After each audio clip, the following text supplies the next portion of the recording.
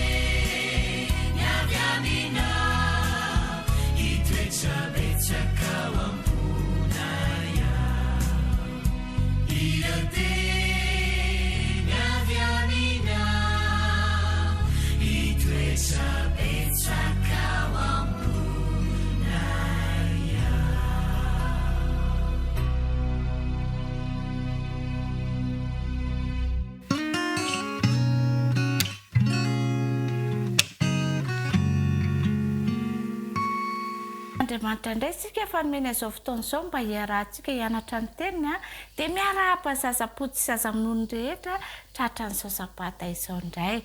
Andao hiaraka hivavaka indray sika hisaotra an'Andriamanitra akambana ny tanana dia ahondrika ny loha akipy ny maso hiaraka hivavaka ary sika. Jesosy sokonay io misaotra betsaka anao izahay fa tianao loatra dia manome fotoana anay ianao mba hianarana ny teninao. Ingana iny ankizy rehetra mba ho zaza endrim-pankatoa avokoa amin'ny anaran'i Jesosy. Amen.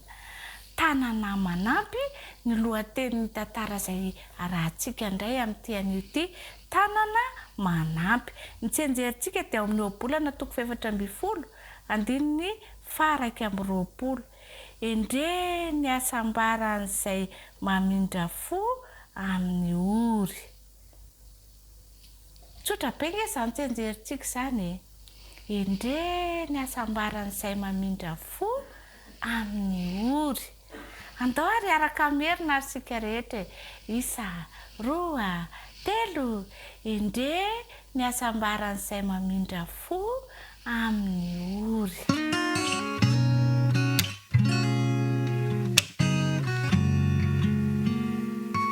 Manao daholo ianareo lakizy namako.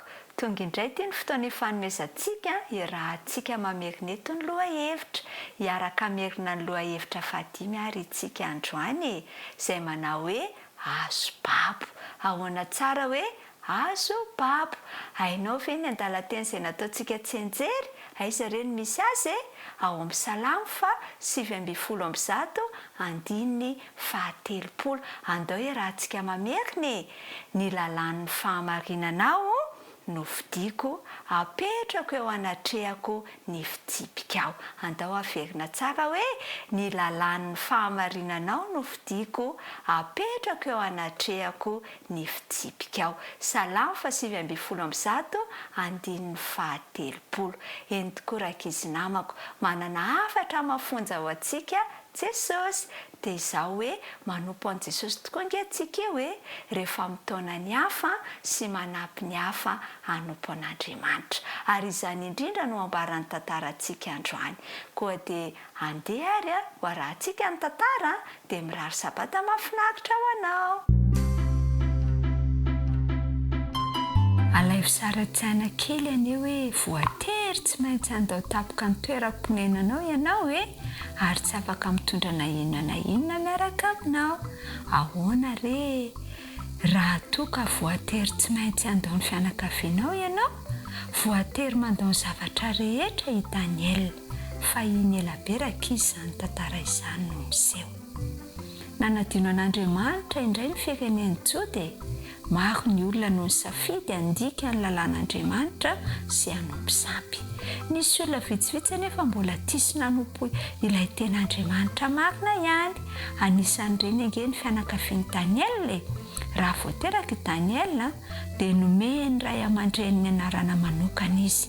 Tian'izy ireo ampatsiahivina azy mandrakariva mantsy fa tokony toetra ho mahatoky amin'Andriamanitra izy. Ny anarana hoe Daniel rakizy dia midika hoe Andriamanitra no mpitsara ahy. Tiany ray aman-dreny no fantany fa tsy izay ataon'ny olona manodidina azy no lazainy ho zava-dehibe. Ny antena zava-dehibe dia izao, hahafaly an'Andriamanitra ve sa tsy ny zavatra ataon'i Daniel. Rehefa nialehibe ary Daniel dia nanapa-kevitra izy fa ho velona ho an'Andriamanitra. Nataony lohalahara an'Andriamanitra teo amin'izay rehetra nataony. Na teo amin'ny asa mandraraha fanao ny andavanandro izany na teo amin'ny zavatra lehibe kokoa dia Andriamanitra hatrany ny voalohany. Teo ho mpanompon'Andriamanitra tahaka ny Samuel tokoa mantsy rakizy Daniel. Nipetraka tany Jerosalema, renivohitry ny tanànan'i Jody Daniel. Noho natao Jerosalema ihany koa nge ny mpanjaka Joakim, tsy mba nanompo an'Andriamanitra io mpanjaka io. Napriska ny olona hanompo sampy indray azy izy koa. Nanangana tempoly tsara tarehy ho andro Andriamanitra ny firenen-kafa izy, ary ny taona ny vahoaka Hebreo hankalaza ny andro izay natokan'izy ireo fankalazana. Nanapa-kevitra rakizy Daniel fa tsy afaka hanery azy hanao zavatra ratsy ny mpanjaka Joakim. Izay ratsy fanahy na inona hitranga ho Daniel. Tsy Daniel irery anefa no nanao izany fanapa-kevitra izany, fa nanana namana telo lahy izy. Mba fantatrareo ve izany namana izany? Tsy izay izany fa Anania sy Azaria ary Misaela, izay te hanao an'Andriamanitra ho lohalarana ihany koa teo amin'ny fiainany. Fony Daniel sy namany teo lahy mbola zatovo no nanafika any Jerosalema nge i Nebukadnezara, mpanjaka ny Babilôna. Haingana dia haingana ny nandresen'ny tafika Hebreo sy ny dirany tao an-tanàna. Na ambabo ny mpanjaka Joakim sy ny fianakaviany ny tafika netiny. Niditra tao amin'ny tempoly izay naorin'i Solomona nge izy ireo ary netiny ireo fanaka volamena marobe tao amin'ny tempoly. Nandeha nanerana ny tanàna ireo miaramila dia nanangona izay zavatra rehetra tiany alaina tao an-tranon'ny olona izay tany amin'ny toerana io. Nitondra babo maro koa izy rakizy niverina tany Babilôna, dia tsy izay izany fa mpanjaka Nebukadnezara. Anisan'ireny babo ireny i Daniel sy ireo namany telo lahy ireo. Nesorony tamin'ny fianakaviany izy ireo ary netiny lavitra tany amin'ny firenen-kafa izay tsy fantany akory. Na dia tafasaraka tamin'ny fianakaviany anefa aza ny toeram-ponenan'izy ireo dia nifampahery izy ireo. Niara nanapa-kevitra rakizy izy ireo ho velona ho an'Andriamanitra rehefa tonga amin'ny Babilôna. Na inona hitrangy, hifanampy izy ireo mba hahatonga azy ireo hanao safidy tsara hatrany. Dia nomena anarana vaovao nge izy efa tay rehefa tonga tamin'ny Babilôna. Ny an'i Daniel dia natao hoe Beltesazara, ny an'i Anania dia lasa hoe Sadraka, ny an'i Misaela kosa dia lasa hoe Mesaka, ary ny an'i Azaria dia lasa hoe Abednego. Ireo anarana rehetra ireo dia natao hanomezam-boninahitra ny Andriamanitra Babilôniana, Andriamanitra izay tsy tompon'izy ireo akory. Namoy trano fonenany sy ny fianakaviany ary Daniel. Very hatramin'ny anarany mihitsy azy. Inona sisa izany mba tavelany aminy? Mbola misy maro rakizy. Tsy afaka nanala an'Andriamanitra avy tao anatin'ny Daniel ny mpanjaka Nebukadnezara sy ny miaramilany rehetra. Nitoetra lalina tao am-pony Daniel manko Andriamanitra. Nanana izay zavatra rehetra nilainy Daniel. Andriamanitra tia sy namana tsara izay nampahery azy. Tsaron'Andriamanitra i Daniel sy namany telo lahy.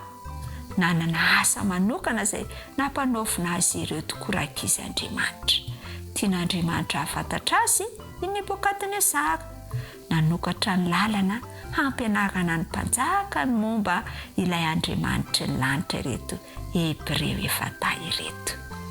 Manompo an'Andriamanitra tokoa nge zaho sy ianao hoe rehefa manampy ny namantsika anao safidy tsara.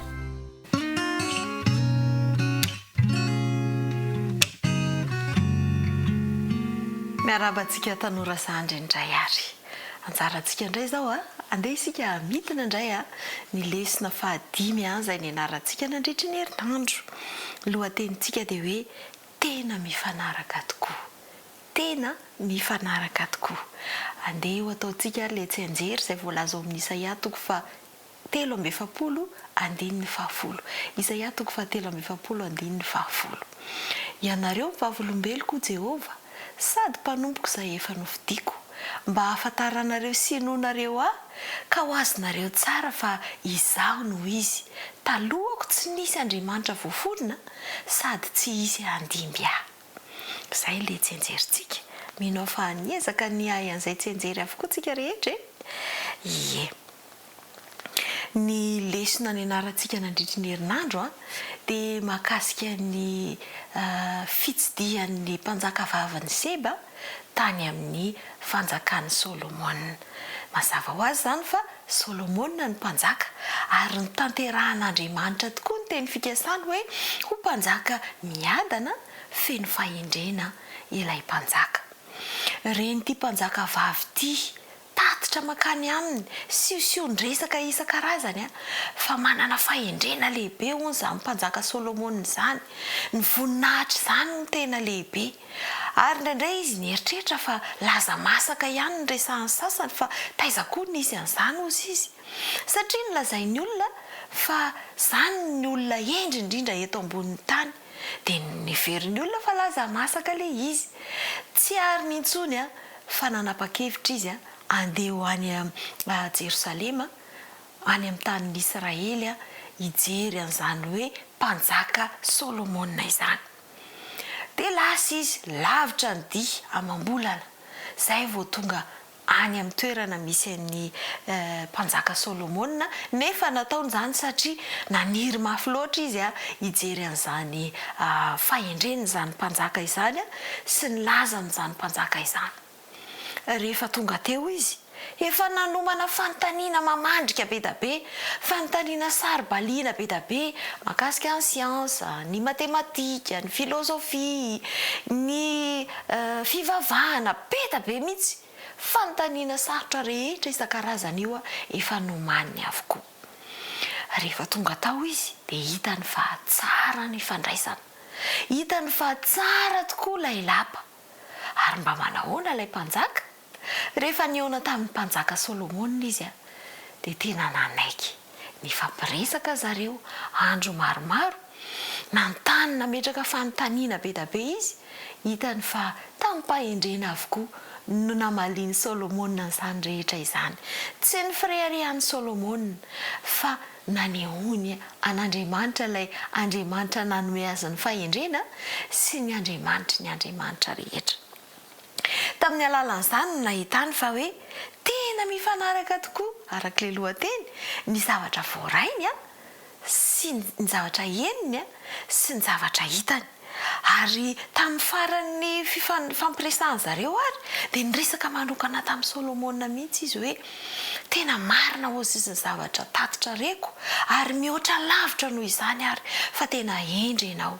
Ny fifandraisanao amin'ny tandapanao, ny olo-pezinao, ny vahoakanao dia hafa mihitsy ary sambatra ozy izy ny vahoaka eo ambany fahefanao.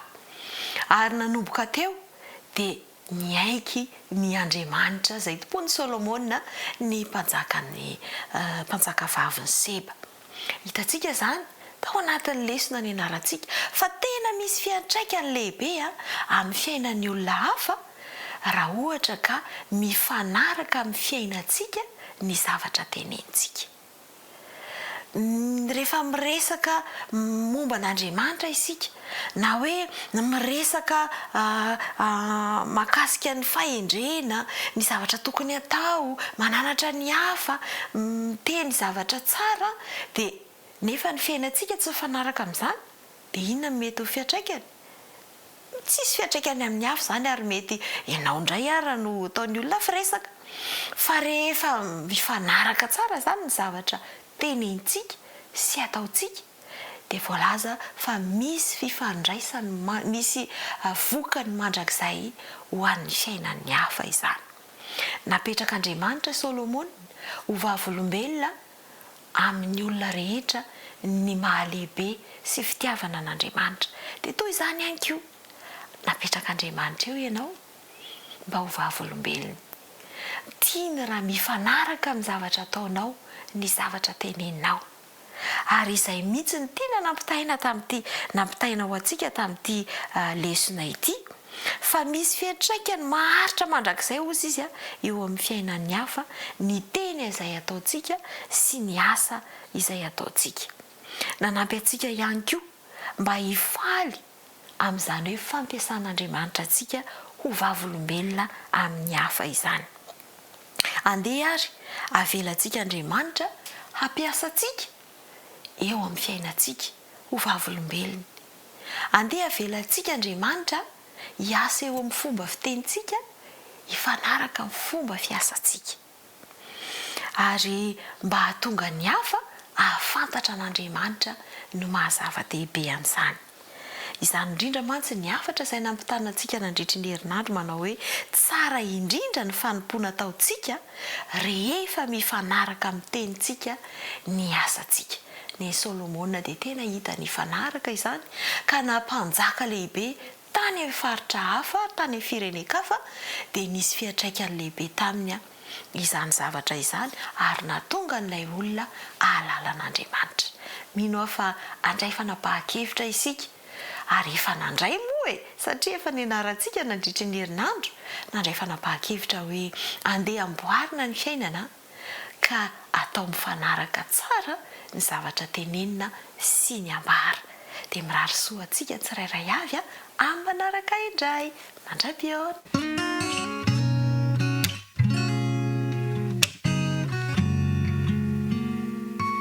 Dia efaly miravantsika tratran'ny sabata ry tanora namako ry zato voajaina isika tanora ke dia ajaina ary tsika dia olona miady sika fa ndraindraytsika mihitsy ny ohatry ny hoe mandray ny tenantsika tsy ho izany fa isika dia olona miady miravantsika.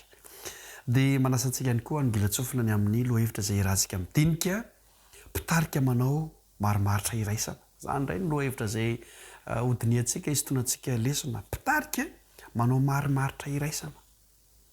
Tsika hoana zao mba fahazahoantsika zany hoe marimaritra iraisana zany. Amin'izao koa mantsy tsika tanora ohatrany tsy mahay teny gasy zany inandray rety marimaritra iraisana.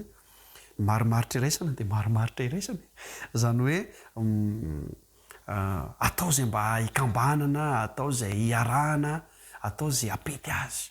Zay raha toa ka hoe azavaina amintsika ny marimaritra iraisana. Samuela voalohany toko 4:7 no misy ny tantara indray zany sy ny 9 dia ihany koa ny Samuela voalohany toko 8:9 sy 20 dia toy izao voalaza. Kanefa tsy nety ny aino ny tenin'ny Samuela ny olona fa hoy izy tsia faoka ihany isy mpanjaka anjaka aminay mba ho tahaka ny firenena rehetra koa izahay ka ny mpanjakanay hitsaranay sy hivoaka eo alohanay ary tarika ny dianay. Izay zany ilay Samuela voalohany toko 8:9 sy 20. Teto zany dia nangataka mpanjaka indray ny zanak'Israely na hoe ny vahoakan'Andriamanitra na hoe ny mpivavaka. Nefa ny zavatra nisy sy ny tantara dia izao ny teny antsoina hoe teokrasia dia midika hoe fanjakana tapahan'Andriamanitra. Zany hoe tsy mba nanana mpanjaka reto zanak'Israely reto fa Andriamanitra mihitsy no nanapaka azy ireo mivantana. Izay ilay hoe teokrasia. Fanjakana tapahan'Andriamanitra. Avy amin'ny teny Grika hoe teokratia. Zany hoe raha faritana dia midika hoe fitondrana tarihan'Andriamanitra mivantana. Zany hoe ny teokratia sy ny teokrasia dia Andriamanitra no mitantana ny mivantana. Andriamanitra no manapaka. Zany no teo amin'ny fiainan'ny zanak'Israely. Dia tsy hay hoe leo ve fa de eo meo mpanjaka izay mba ho tamin'ny masonay dia ny zavatra nisy moa dia satria izany ny takin'ny olona dia nanao marimaritra iraisana ny mpitarika manao marimaritra iraisana hoe eny ary raha izany ny tianareo dia izay izany kanefa dia tsy mitondra soa ho an'ny vahoaka Israely mihitsy ny fanaovana marimaritra iraisana ary raha mijery ny tantara moa izany tsika na tamin'ny andron'ireo apôstôly sy ny fiangonana tamin'ny taonjato voalohany ary dia ny fanaovan'ny eglizy marimaritra iraisana no natonga ny fampitehan'ny fivavahana kristianina ka natonga an'ireo fampianarana tsy izy marobe tafiditra tao amin'ny fiangonana fanaovana marimaritra iraisana izany hoe zavatra tsy mety dia atao mety zavatra maloto dia atao madio ary indraindray raha ny zavatra madio indray dia atao maloto dia zavatra fandikan-dalàna dia ohatrany hoe ekena eny tsy maninona andao fa ny olona rehetra raha manao an'izany ary izay ny olana teto mitoy tamin'ny loha hevitra izay nydiniantsika farany izany tamin'ny loha hevitra fahefatra rehefa tsy mety dia tsy mety rehefa mety dia mety aza manao marimaritra iraisana sika fa izany ihany koa no nahapotika andreo zanak'Israely ary nahapotika ny fiangonana voalohany tamin'ny andron'ireo apôstôly dia mampirisika antsika ary aza matikena maso tsika indray mantsika menatra ny namantsika malahelo ny namantsika dia eny le izy aloha tsy mety fa namako iziko tiako iziko dia atao ihany le izy aza manao marimaritra iraisana ary eto dia ampitaina amintsika tanora mpitarika raha tiantsika raha tiantsika ny mpitarika mahomby raha tiantsika ny mba ahombiazan'ny fikambanana misy antsika na fiangonana misy antsika aza manaiky marimaritra iraisana izany rehefa tafiditra amin'ny komite eo ianao na rehefa mba mivondrona ny ekipa rehefa tsy mety dia tsy mety ary rehefa mety kosa dia aoka ho mety tandremo ny marimaritra iraisana izay loha hevitrintsika raha toka ny dinihana sy ny fitinina indray ary anomezako fotoanantsika ho manaraka indray fifaliana rehefa koa mandra-piresaka indray andro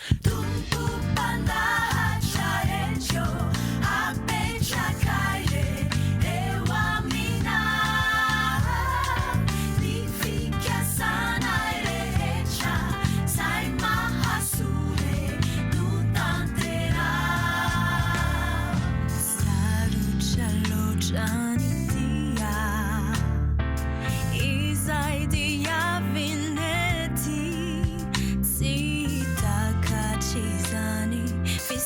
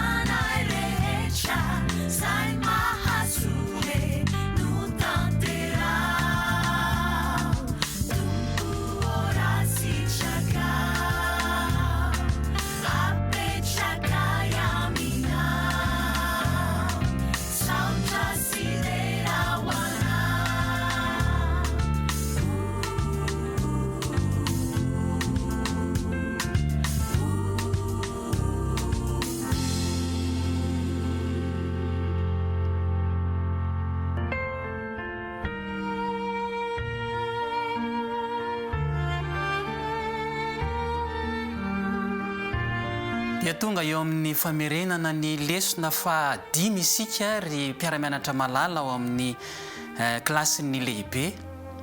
Ny lesony mandritra ny 3 volana moa dia hoe ny asan'Andriamanitra asako. Ka ny lesona fa 5 no averintsika eto. Ireo fialantsiny tsy anatanterahana ny iraka no lohateniny. Mialohany hamerenantsika azy miaraka dia alolotsika hiaraka hivavaka.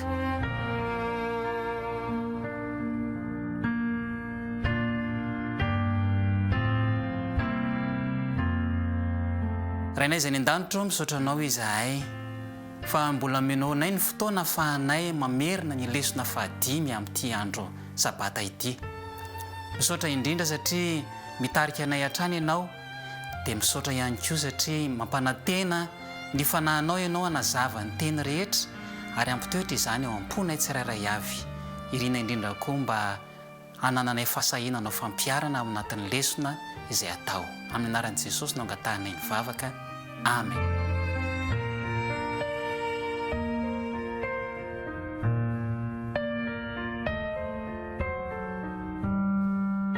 Ireo fialantsiny tsy anatanterahana ny iraka. Izay ilay lohateny lesona fa 5 iarahantsika mamerina. Tadidinao ve ny tsenjery izay tokony atao amin'ity herinandro ity? Isaia 49:9. Ary nandreny feon'ny Tompo aho nanao hoe, iza no irahako ary iza no andeha ho irakay? Dia hoy izao, inty aho, iraho aho. Isaia 49:9. Averintsika indray mandeha miaraka hoe, ary nandreny feon'ny Tompo aho nanao hoe, iza no irahako ary iza no andeha ho irakay? Dia hoy izao, inty aho, iraho aho. Isaia 49:9. Andray lesona avy amin'ny tantaran'i Jona tsika, ary izay no ny anarantsika nandritra ny herinandro. Ny lesona ho hitantsika zany izay no raisintsika. I Jona no heverina ho mpaminany tena naomby mihitsy teo amin'ny taranak'Israely. Mpaminany naomby satria efa naminany izy naminany fiadanana. Araka ny hitantsika ao amin'ny Jeremia 29:2-7 ary mpanjaka 2:4-15. Tanteraka avokoa ireo faminaniana fiadanana izay nataonyity mpaminany Jona ity. Fa raha nasain'Andriamanitra nandeha ho misionera tany an-tany lavitra nefa i Jona, dia tena raiky tahotra izy ka dia nandositra ilay iraka izay nampanaovin'Andriamanitra azy. Tsy nandao azy nefa Andriamanitra tao anatin'izany fihetsika nataon'i Jona izany, fa niara-niasa taminy izy ary niara-niasa taminy tsikelikely nanamboatra azy mba hitarihana azy ahatonga ny Jona anatanteraka ny iraka sy ahatonga ny Jona ho fitahiana ho an'ny izay anatanterahana izany asa izany, ho azy sy ho an'ny anatanterahana ny asa. Ka ho hitantsika eo ary nataon'i Jona ny fialantsiny tsy anatanterahana ny iraka. Ny voalohany ho hitantsika eto dia ny tahotra. Dia ho jerentsika ihany koa ny tsy fahatankarana. Dia ho hitantsika ihany koa ny tsy fahampin'ny toe-tsaina mahafoy. Dia ho jerentsika ihany koa hoe ny fahatankarana tsy araka ny tokony ho izy nisy teo amin'ny Jona. Ao amin'ny bokin'i Jona zany no angalantsika ny lesona rehetra. Jona 1 ka hatramin'ny Jona 4. Dia ho hitantsika amin'ny farany ilay hoe mankatoa tsy misy fialantsiny no tokony ho ataontsika. Andeha raha ho jerentsika tsirairay izy ireo anatin'ny fotoana mandritra ny fotoana iarahantsika manatanteraka ny fianarana ny lesona. Ny voalohany ny resantsika teo dia hoe ny tahotra. I Jona natahotra Jona. Naninona moa Jona zany no natahotra? Nefa Jona nitsangana handositra any Tarsisy mba hiala eo anatrehan'i Jehova. Araka hitantsika ao amin'ny Jona 1:2. Nandositra Jona noho ny tahotra izay nahazo azy. Naniraka ny Jona ho misionera tany an-tany lavitra Andriamanitra. Hitory tany Ninive, renivohitry ny fanjakana Siria. io fanjakan'ny Asiria dia fanjakana izay fahavalon'ny Israely ary nampahoro mafy ny Israely izany fanjakana izany. Nalaza tamin'ny alozana ity fanjakan'ny Asiria ity, famonoana mahatsiravina. Raha mamaky ny Naoma 7:1 isika dia mahita fa tena fanjakana maherisetra mihitsy ity fanjakan'ny Asiria ity. De lasa sainy Jona, andeha hoany ve? Andeha hitory any amin'ny tanin'ny fahavalo Rozabe? Ahoana no fandraisany izy ireo an'izany hoe ity fahavalony ity andeha hoany an-tanànany zareo, ary tsy vitany hoe any an-tanàna mihitsy fa hoany amin'ny ville zany, any an-tanàmbe no anao antsoantso ilaza fa hoe oravanty ity tanàna ity. Lozany e zany. Mba metezany ianao eo amin'ny toeran'ny Jona raha mifijerin'olombelona tsy ho feno tahotra sy tebiteby ve eo amin'ny mpanatanterahana an'izany zavatra zany? Nandositra Jona mba tsy hanatanteraka an'le asa izay nanirana azy. Nino mihitsy Jona zany fa normal be raha mandositra izy, satria ilay andehanana le anaovana ny iraka dia efa fantatra ny toetran'izy ireo. Saingy tsy nandao azy Andriamanitra. Zavatra nisy dia nanao zay azo natao mihitsy Andriamanitra mba hatanteraka ity iraka izay nampanaovina ny Jona ity. Fa nanadino zavatra fototra ny Jona. Inona ny adinony tao anatin'le tahotra izay nahazo azy hoy itsika? Adinony fa Andriamanitra no ampingatsika ka tsy misy tahotra ao aminy. Raha mijery ao amin'ny Salamtsika, Salamo 5:1-1:20 sy ny Salamo 4:1-1:9. Ka noho izany eo anatrehan'ny tebiteby tsy tokony ho adinitsika zany fa Andriamanitra dia ampingatsika sady herintsika, fa tolampy alofantsika izy. Aoka isika atoky an'Andriamanitra ka tsy hamela ny tahotra ho fialan-tsiny, tsy ahafahantsy hitoriana ny filazantsara sy ny afatra ny famonjena amin'izay anirahana antsika. Ny faharoa dia tahotra ny tsy fahatakarana. Ny tsy fahatakarana nisy teo amin'ny Jona. Andeha ny ovakitsika eo amin'ny Jona 2:12 Jona 2:12 dia zao ny voalaza. Ary hoy izy tamin'ireo, betao aho ka atsipazo any anatin'ny ranomasina, ahatony ny ranomasina aminareo. Fa fantatro fa noho ny amiko no mahatonga izao onja mahery izao aminareo. Rehefa nandeha any Jona dia izay ny zavatra niseho, nanonja be ny rano, ary fantatro Jona azy zavatra izay, ka dia hoy izy hoe atsipazo aho. Tsy hitakatra Jona ny zavatra nisy. Afaka nampiasa an'io fotoana io anefa Jona mba ilazana amin'ireto olona miaraka aminy ao anatin'ny sambo reto ny fitiavan'Andriamanitra. Tokony nararotiny izay. Tsy nanao an'izany izy, fa inona no lazainy? Atsipazo aho anaty rano any. Nampiasain'Andriamanitra nefa ny fahadisoany mba hisaintsainany sy heverany ny amin'ny zavatra tokony ho ataony, tokony hoe mila vavaka, mila fifantohana izy eo am-panatanterahana an'ilay asa. Ohatran'ny Jona ihany koa dia mety misy zavatra tsy takatsika koa momba an'Andriamanitra izay mety hisy fiantraikany amin'ny fanatanterahana ny asa izay nanirahana antsika. Toa ny Jona ihany koa dia misy zavatra tsy takatsika momba an'Andriamanitra izay mety misy fiantraikany amin'ny fanatanterantsika ny asa izay nanirahana antsika. Misy fahadisoana matetika mahazatra mahazo antsika, dia ny tsy maintsy ny fiheverantsika hoe tsy maintsy mikatsaka an'ilay famonjena antsika isika, ary misaraka amin'ny mpanota. Izay zany fahadisoana. Ahoana moa ny ahafantaran'ny mpanota ny fahadisoany? Raha tsy ampafantaritsika azy ny fahadisoany ary omentsika azy ny fanantenana mba hialany amin'ny fahadisoany. Zay fahadisoana anankiray zany zay. hoe de misaraka miatakataka. Misy koa nefa fiheverana anankiray izay milaza hoe mila an'Andriamanitra ary ny fahombiaza mila Andriamanitra ary ny fahombiaza ny asa ny rahan'Andriamanitra dia miankina amiko mihitsy. Fa zao azadino fa mpiara-miasa amin'Andriamanitra isika. Izy rery ihany no afaka manova ny olona fa tsy noho izaho no mahatonga ny olona iova. Izy rery ihany no afaka manova ny olona. Ny asantsika dia ny mamafy. Avy amin'Andriamanitra rery ihany ny fahombiazan'ny asa. Izy no naniraka dia izy no manatanteraka manampy amin'ny fanaovana ny asa izay atao. Eo koa zany dia misy fialantsiny anankiray koa ty fahatelo ho resantsika.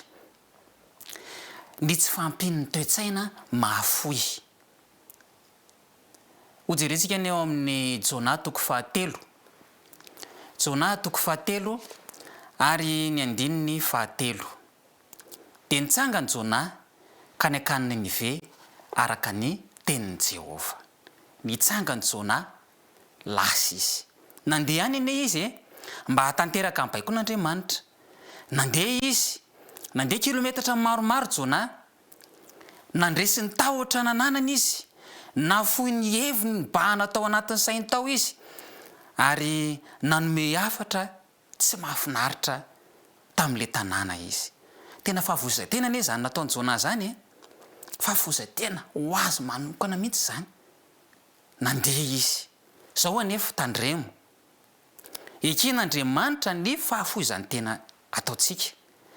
Na dia tsy atsitrapo aza no anaovantsika an'izany. Raha tsy misy ny toe-tsaina feno fahafoizan-tena tanteraka dia tsy ho afaka hanatanteraka ny iraka nankin'Andriamanitra tamintsika isika. Satria nahoana? Tsy maintsy manday izay mety mampilamindamina ny fiainantsika isika eo am-panatanterahana ny asa. Izay metimety amin'ny tenantsika tsy maintsy lavitsika zany, avelantsika zany mba hahasoa ny asa. Tsy maintsy mahafoy ny hevitra mibahana mialoha isika, manokana nanpany amin'ny fotoanatsika, manokana ny ampahany tanteraka amin'ny fananatsika ho amin'ny iraka izay anam-panaovina atsika. Tsy maintsy mazoto manohana ara-pihetsepohan'izany asa izany koa isika. Izany rehetrarehetra izany dia noho ny fitiavana fanahy izay ho very. Zay no mahatonga antsika hanatanteraka zany. Ary izay toe-tsaina mahafoy tena zay tsy maintsy atao zay mba hahazoantsika mambita ny asa miaraka amin'Andriamanitra. Dia nisy koa fialantsiny anankiray izay niseho. Ndao ny jerentsika ilay tsy fahatakarana, ny fahatakarana tsy araka ny tokony ho izy izay natao. Ary asa tadidinao ny zavatra niseho. Nisy zavatra niseho tana-tanamanga no nialokalofan'ny Jona. Ao amin'ny Jona toko 4:1 dia izao ny zavatra nisy. Fa tsy sitrako Jona indrindra izany ka nirehatra ny fahatezerany. Jero tsara, nandeha Jona, toriteny indray mandeha nataon'ny Jona. Tao anatin'ny toriteny izay nataon'ny Jona dia nisy fiovana tao amin'ilay firenena. Ilay mpanjaka iadada miray no niova fo ka taona ny olona iova fo. Dia niova ny olona rehetrarehetra, ny bebaka ny olona rehetrarehetra. Ary tsy araka ny hevitra Jona zany toe-javatra zany. Ao anatin'ny toriteny indray mandeha izay fiovana, goavana izay niseho teo amin'io firenena io. Saingy kivy, saingy tezitra Jona noho izany toe-javatra izany. Dia inona ny tao an-tsain'i Jona ho ianareo ohatran'ny mahagaga ny zavatra niseho. Dia rehefa nandinika ny ohatry ny tana-tanamanga isika dia afaka mahita ny fikorontanan-tsain'i Jona tao anatin'ny zavatra nisy. Mba raisary an-tsaina anie velona ilay zava-maniry tao anatin'ny fotoana foy fotsiny a nisy an'io zava-maniry io. Rehefa velona ilay zava-maniry de faly jona satria nanana afaka nialokaloka teo amin'ilay zava-maniry teo amban'ilay zava-maniry. Fa mifanohitra tamin'izay ny zavatra niseho. Velona reto olona ireto noho ny antso izay natao. Fa inona ny zavatra nanjoany Jona? Tezitra Jona. Ilay zava-maniry a maty no nahatezitra ny Jona. Zany ny zavatra niseho. Velona ilay zava-maniry, faly Jona. Fa maty ilay zava-maniry, tezitra Jona. Ka raha velona ny olona, tezitra Jona. Zany hoe raha maty zany ireo olona ireo, dia inona zany ny zavatra niseho? Ho faly zany Jona raha izany ny zavatra iseho. Nikorontana ny sain'i Jona. Ary izay zavatra izay a tokony handraisantsika lesona. Nanome lanja kokoa an'ilay zava-maniry i Jona. Nanome lanja izy ny zava-maniry. Zavatra nampalahelo anefa dia tsy izay ny tena fahitany Jona ny fanahy ho very. Ary ho antsika manahoana ny fahaizan-danjantsika ny zavatra ivelany tahaka izany. Aoka isika mba hifantoka ny amin'ny fiainam-panahin'ny olona izay ho very. Ary hiaraka hifaly amin'Andriamanitra noho ny fiovam-pony ireny olona ireny. Ao amin'ny mpaminany sy mpanjaka, boky anankiray izay nosoratan'ilay mpanompon'Andriamanitra Ellen White, dia misy teny tahaka izao: rehefa manokatra ny lalana ho amin'ny fanatanterahana asa iray Andriamanitra sady manome antoka ny amin'ny fahombiazana, dia tsy maintsy manao izay rehetra azo ny atao ny fitaovana voafidiny mba hahazahoana ny vokatra nampanantenaina. Izao sy anao izany fitaovana izany. Mifanaraka amin'ny hafanam-po sy ny faharetana amin'ny fanatanterahana ny asa no fahombiazana azo. Afaka manao fahagagana ho an'ny olony Andriamanitra rehefa manao ny anjarany amin'ny zotom-potsy sy mety sasatra izy. Ka tokony ho ananantsika izany zotom-po izany. Tokony mankatoto sy misy fialan-tsiny isika. Amarana izao lesona izao tsika amin'ny alalan'ny ilay tokony ho fanapahan-kevitsika. Ao na voalazan'ny tsenjerintsika iny, Isaia 49:5. Ary nandreny fen'ny tompo nanao hoe: iza no irahako ary iza no andeha ho irakay? Dia hoy izao, ahoana le izy? Inty aho, iraho aho. Andraikitra mavesatra ny iraka mpanaovina an Jona, kanefa afaka nanoana sy nanampy azy ahavita izany tamin'ny mpahatokiana ilay naniraka an Jona. Dia i Jehovah izany. Raha nanaiky tsy tamin'ny mpiambahambahana ilay mpaminany dia ho afa niala tamin'ny fitsapana maro sy ho nahazo fitahiana be dia be izy. Ao amin'ilay mpaminany sy mpanjaka ihany no misy izany teny izany. Raha ny ekina, zay zany efa lesona tokony ataontsika izay. Vonona isika ary Andriamanitra mampanantena dia ahomby ny asa noho ny fandavantenantsika hiara-iasa amin'Andriamanitra. Ka mbola mitady mpanompo Andriamanitra, mbola mitady olona andehana tanteraka ny asa sy ny iraka any amin'ny Ninive ankehitriny izy, dia izao tontolo izao zany. Miantso atsika izy, mila atsika izy. Rehefa niantso any Isaia, Andriamanitra dia namaly Isaia: inty aho, iraho aho. Miantso anao Andriamanitra, aza misalasala, aza maneho fialan-tsiny, mila anao izy mandehana. Ao amin'ny tanymasoandro fahasalamana, mbola boky nosoratan'io mpanoratra kristianina io ihany, dia zao ilay paragrafy anankiray: izay rehetra manjary piray amin'ny fahasoavany dia voatendry ny tompo hiasa ho an'ny hafa. isika tsirairay no tokony hijoro eo amin'ny anjara toerantsika ka hanao hoe inty aho irao aho, mipetraka eo amin'ny rehetra ny andraikitra, eo amin'ny mpitoroteny, eo amin'ny misionera mpitsabo, ny dokotera kristianina, eo amin'ny kristianina tsirairay manokana, na mpivarotra izy na mpamboly, na ampiasain'ny hafa izy na mpanao asa tanana. Adiditsika ny hanambarany filazantsara amin'ny olona mba ho famonjena azy.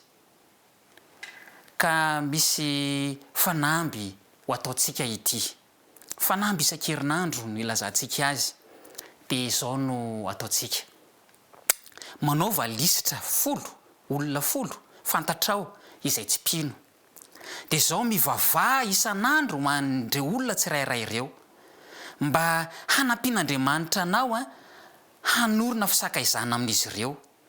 Aoka ianao hanana maso sy iaino tsara mba hahafantaranao izay tena ilain'izy ireo, izay mahory azy izay mampijaly azy mba hahafahanao manampy azy.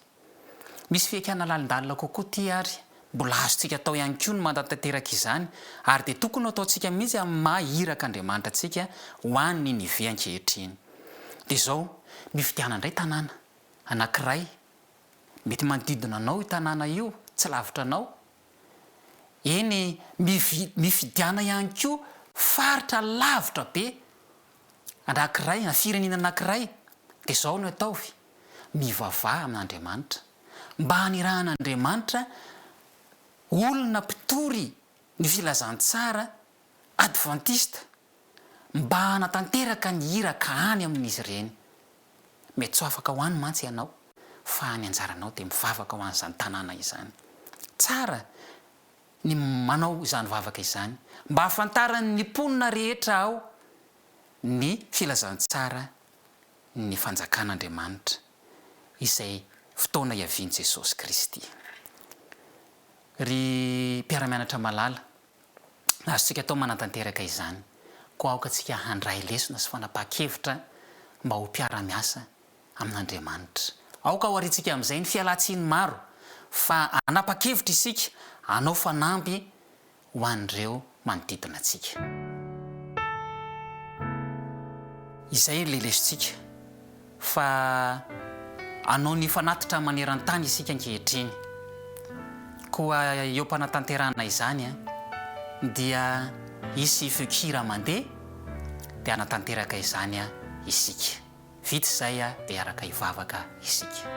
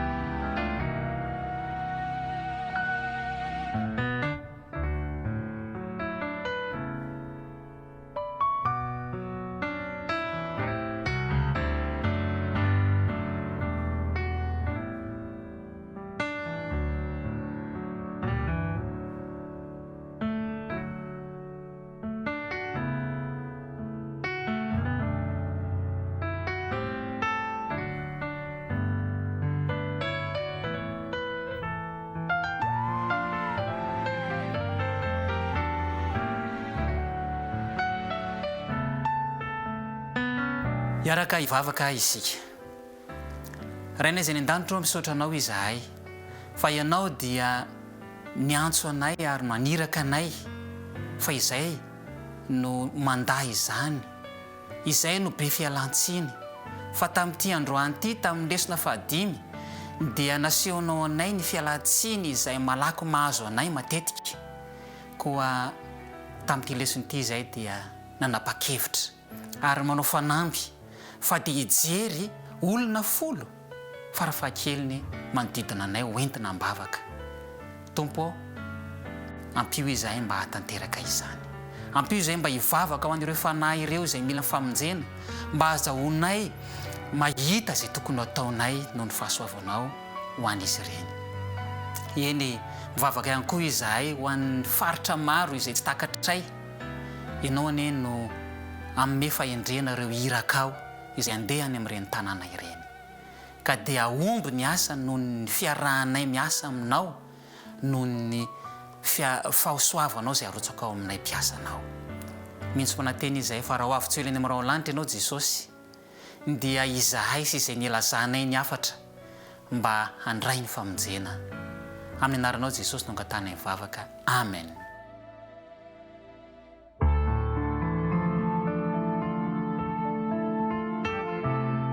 Mianatra eo tongotrao